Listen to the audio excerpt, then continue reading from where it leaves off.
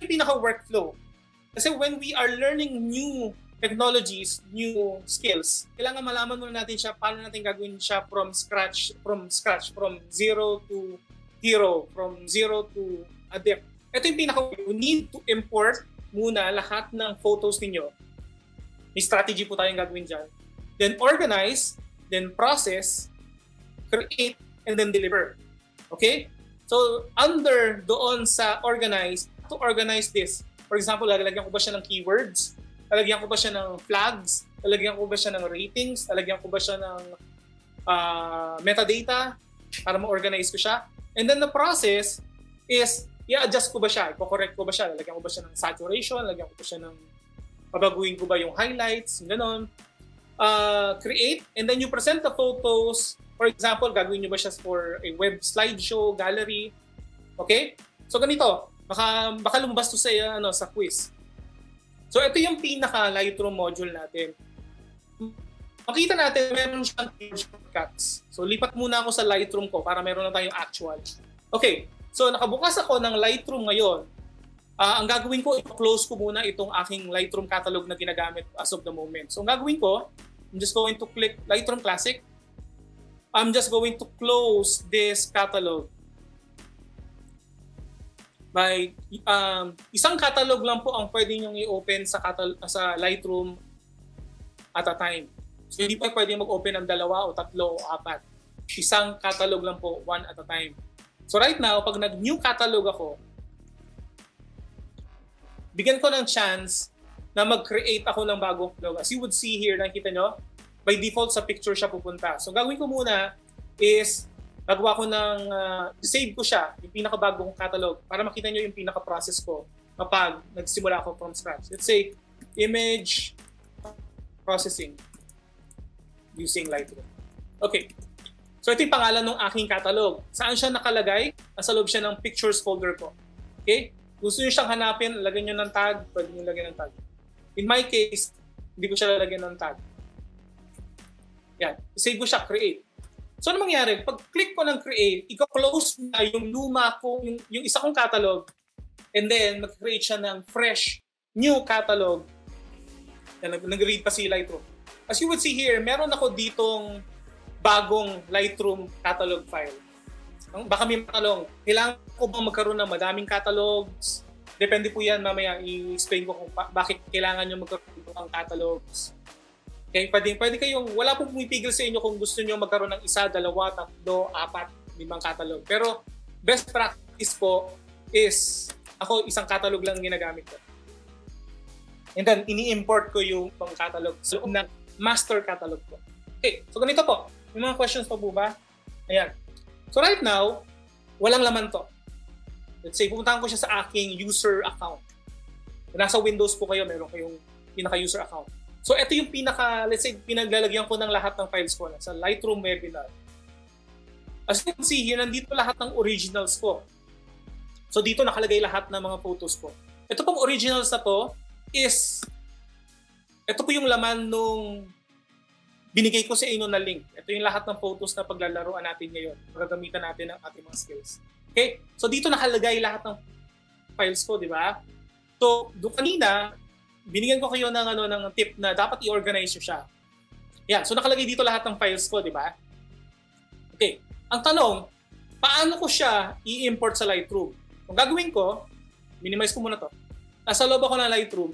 I'm going to go to File, and then import photos and videos. Okay, kung mahilig kayo sa keyboard shortcut, Shift Command I. So Windows, natin yan. As you would see here, nandito yung pinaka Lightroom import dialog. File ko na nandito. Ang tanong, meron kayong makikita sa gitna. Meron kayong mga options. Copy as PNG, copy, move, and add. In our case po, kapag nakalagay na sa computer ninyo yung inyong mga photos, i-add nyo na lang po siya sa inyong catalog. Okay po? I-add nyo siya once na nakalagay na siya sa computer ninyo. Let's say, sinave siya. Meron kayong external hard drive, nilagay nyo sa My Pictures folder ninyo, i-add nyo na lang po siya. Kasi ang nagagawin ito, pag pinili nyo yung copy as DNG, mag-create pa siya ng second copy, which is DNG file format. Ang tanong po, ano ba yung DNG? Ang DNG po, format na ginawa ni Adobe, ang tawag sa kanya digital negative. Kapareho po siya ng RAW file. Okay, katulad kanina, naalala nyo? Yung RAW file, it's a file format naman na nanggaling sa camera nyo mismo. Depende kung ay Canon, Nikon, yan po. So, best practice, kapag nakasave na siya sa inyong computer, add nyo na lang po siya. Okay? So, mahabang explanation po ito kung paano yung process, kung anong advantage at saka disadvantage ng copy, saka advantage at disadvantage ng move. In our case, add na lang po muna. Okay. By default, kapag click nyo yung pinaka-folder, lahat po yan, i-add niya, lahat i-check niya. Unless, i-uncheck nyo ito, all photos. Okay? Pag i-check nyo yan, pwede kayong maging selective o kaya mapili. For example, hanggang dyan lang. Tapos pag hinold nyo yung shift key, pwede nyo i-click yun. O command key, pwede nyo piliin kung ano yung mga specific lang ng mga photos na gawin at ilagay. Okay? So in our example, ito lang muna yung ilalagay natin.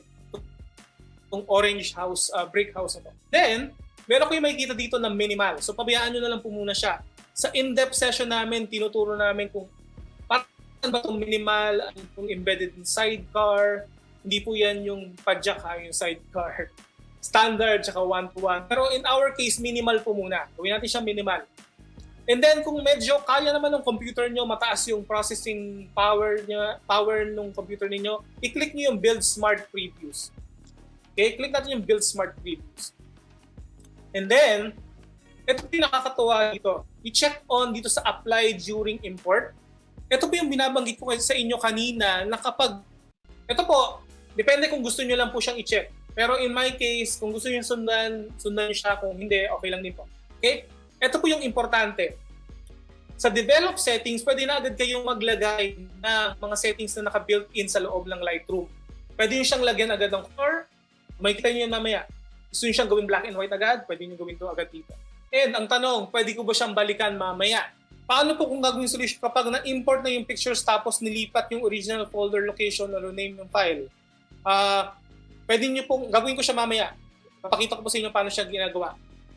Kasi po, ginalaw nyo siya sa, sa OS level. Ito po yung paraan. So, wag po muna. For example, ganito muna. Gagawin ko siyang, di muna ako maglalagay ng develop settings kasi mamaya po natin siya i-discuss. Dito po, yung importante dito, yung keywords. Nakita nyo yung pinakagilid dito, keywords. Keyword, it's a way for you to organize this. Let's say, lagyan natin siya, orange house. Let's say, street view. Let's say, gawin lang natin, street view. Naglagay ako dito ng tinatawag nating keywords. Okay? Yung mga keywords na yan, tutulungan kayo yan para mahanap nyo agad yung pinaka-photos. Para siya agad. Kasi pag sumobrang dami na ng mga photos nyo, let's say, for example, umabot na ng 50,000, 100,000, and then gagawin ko, lagay lang kayo dito ng keyword. Kayo pong bahala kung anong keyword na ilalagay nyo dito. Click ko lang po yung import. Yan, so nakikita nyo, nag-import na siya sa loob ng aking Lightroom. Okay. Ang tanong, nasaan ako? Nasa loob ako ng library module. Ito po. Ito siya, library, develop, map. May mga modules po kasi. Kaya po sinasabing consistent tsaka cohesive yung workflow. O yung workflow niya is systematic. Kasi unang-unang gagawin nyo muna is to access the library module. Yung library module, it's a way for you to organize your photos. Okay?